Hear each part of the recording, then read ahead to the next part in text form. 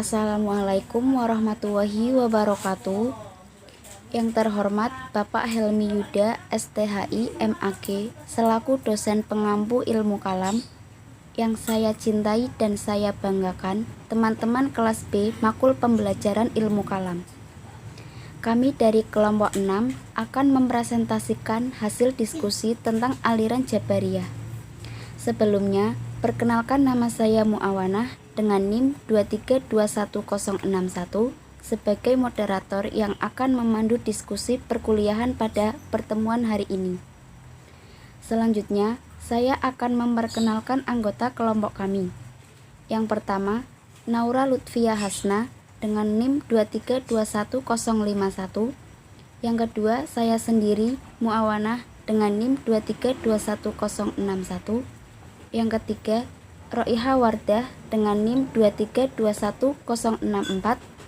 Yang keempat, Dea Oktavia Citra dengan NIM 2321076. Langsung saja, materi yang pertama akan disampaikan oleh Naura Lutfia Hasna. Baik, saya akan menjelaskan tentang sejarah kemunculan aliran Jabariyah. Kata Jabariyah berasal dari kata Jabaro yang berarti memaksa. Di dalam Al-Munjid dijelaskan bahwa nama Jabariyah berasal dari kata Jabaro yang mengandung arti memaksa dan mengharuskannya melakukan sesuatu. Berdasarkan pengertian ini, Jabariyah ada dua bentuk. Satu, Jabariyah murni yang menolak adanya perbuatan berasal dari manusia dan memandang manusia tidak mempunyai kemampuan untuk bertaubat. Dua, Jabariyah moderat yang mengakui adanya perbuatan dari manusia, namun perbuatan manusia ini tidak dibatasi. Selanjutnya, kata Jabaro yaitu bentuk pertama setelah ditarik menjadi Jabariyah dengan menambah ya nisbah memiliki arti suatu kelompok atau aliran isme. Aliran Jabariyah ini sebenarnya sudah ada di kalangan bangsa Arab sebelum Islam. Sejarah mencatat bahwa orang yang pertama kali menampilkan paham Jabariyah di kalangan umat Islam adalah Al-Ja'ad ibnu Dirham. Pandangan ini kemudian disebarluaskan oleh pengikutnya seperti Jaham bin Safwan dari Khurasan. Jaham tercatat sebagai tokoh yang mendirikan aliran Jahmiyah dalam kalangan Murji'ah. Namun dalam perkembangannya paham Jabariyah juga dikembangkan oleh tokoh lainnya, di antaranya Al-Husain bin Muhammad An-Najr dan Ja'ad bin Dirar. Paham Jabariyah ini diduga telah ada sejak sebelum agama Islam datang ke masyarakat Arab. Materi selanjutnya akan dilanjutkan oleh Mbak Wardah. Selanjutnya saya akan menjelaskan tentang ajaran aliran Jabariyah. Adapun ajaran atau doktrin dari aliran Jabariyah antara lain, yang pertama, manusia tidak mampu untuk berbuat apa-apa. Artinya, dia tidak mempunyai daya atau tidak mempunyai kehendak sendiri dan tidak mempunyai pilihan. Pendapat Jaham tentang keterpaksaan ini lebih terkenal dibanding dengan pendapatnya tentang surga dan neraka, konsep iman, dan kalam Tuhan. Yang kedua, iman adalah ma'rifat atau membenarkan dalam hati. Dalam hal ini, pendapatnya sama dengan konsep iman yang diajukan kaum Murji'ah. Ketiga, kalam Tuhan adalah makhluk. Artinya, Allah tidak mempunyai keserupaan dengan manusia seperti berbicara, mendengar, dan melihat. Dan Tuhan tidak dilihat dengan indera mata di akhirat kelak. Yang keempat, yaitu surga dan neraka tidak kekal. Tentang keberadaan surga dan neraka, setelah manusia mendapatkan balasan di dalamnya, maka lenyaplah surga dan neraka itu. Dari pandangan ini, tampaknya Jaham dengan tegas mengatakan bahwa surga dan neraka adalah suatu tempat yang tidak kekal. Materi selanjutnya akan disampaikan oleh Mbak Dea.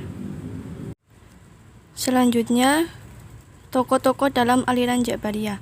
Aliran ini dibagi menjadi dua kutub tokoh yang dibedakan berdasarkan corak pemikirannya.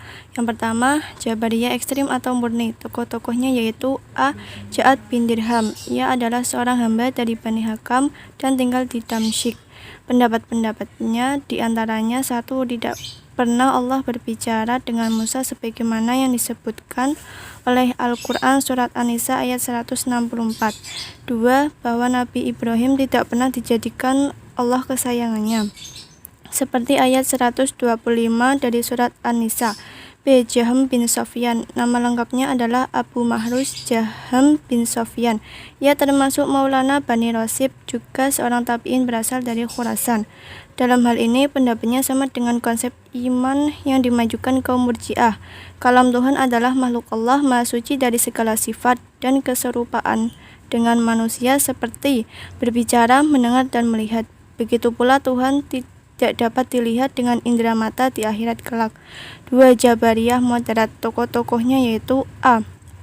An-Najjar, wafat tahun 230 Hijriah. Di antara pendapatnya yaitu A. Tuhan menciptakan segala perbuatan manusia, tetapi manusia mengambil bagian atau peranan dalam mewujudkan perbuatan-perbuatan itu.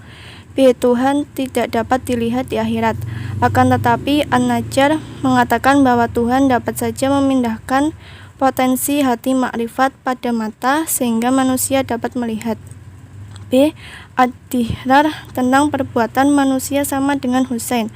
An-Najjar yakni A. Perbuatan manusia dapat ditimbulkan oleh dua pelaku secara bersamaan. Artinya perbuatan manusia tidak hanya ditimbulkan oleh Tuhan tetapi juga oleh manusia itu sendiri. Manusia turut berperan dalam mewujudkan perbuatan-perbuatannya. B. Mengenai ru'yat Tuhan di akhirat, bahwa Tuhan dapat dilihat di akhirat melalui indera keenam. C. Hujjah yang dapat diterima setelah Nabi adalah ijtihad. Hadis ahad tidak dapat dijadikan sumber dalam menetapkan hukum. Sekian presentasi dari kelompok kami, kurang lebihnya mohon maaf. Selanjutnya diskusi akan dilanjutkan di grup WA. Terima kasih. Wassalamualaikum warahmatullahi wabarakatuh.